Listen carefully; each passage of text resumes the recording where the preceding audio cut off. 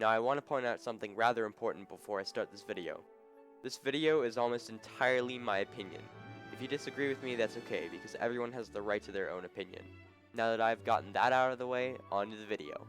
Hey guys, so in this video, I'm not going to be talking about Super Mario Galaxy 3 as much as I will Super Mario Galaxy 2. This video is mostly going to be an opinionated video and discussing why I think Super Mario Galaxy 3 could happen.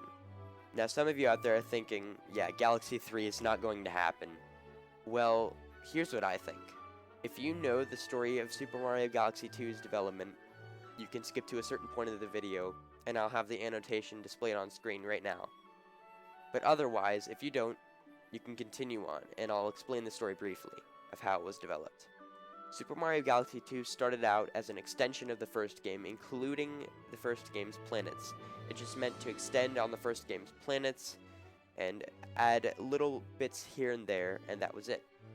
But developers went a little crazy and ended up adding a lot of stuff, so much so that Miyamoto and the developers decided to consider it a sequel to Super Mario Galaxy 1.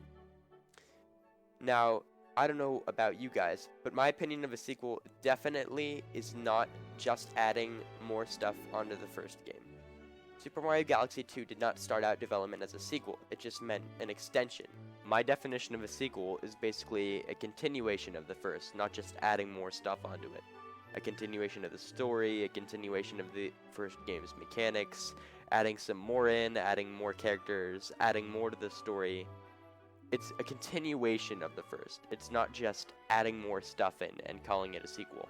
Now, Super Mario Galaxy 2 did add to the world. It added a lot of courses, and it added power-ups, and it really didn't add much else other than courses and power-ups. Yoshi was the gimmick of Super Mario Galaxy 2, but other than that, if you take away the power-ups and the courses, it really is just the first game, because it doesn't add anything to the story, and if anything, it takes more away from the first game, because it doesn't have that open world feel of Super Mario Galaxy 1.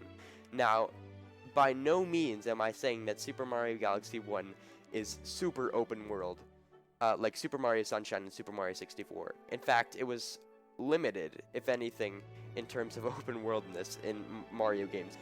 But Galaxy 2 just stripped that away from Galaxy 1. It was almost completely linear, especially the level select system and hub world. The hub world only gave you a planetoid to roam around, and that was it. Super Mario Galaxy 1 gave you a plethora of places, like terraces and the Comet Observatory, and the visuals were absolutely stunning. But Starship Mario really was just a planetoid, and that was it. There wasn't much to do there. There wasn't much to see.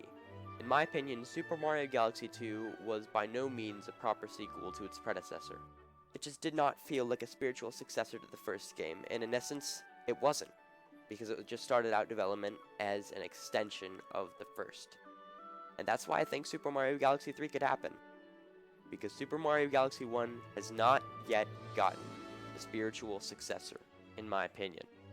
And I think if they develop a Super Mario Galaxy 3, they will definitely have that spiritual successor element of things in mind while developing it. So thanks every one of you for tuning into my videos about Galaxy 3, and I'll see you guys in my next video.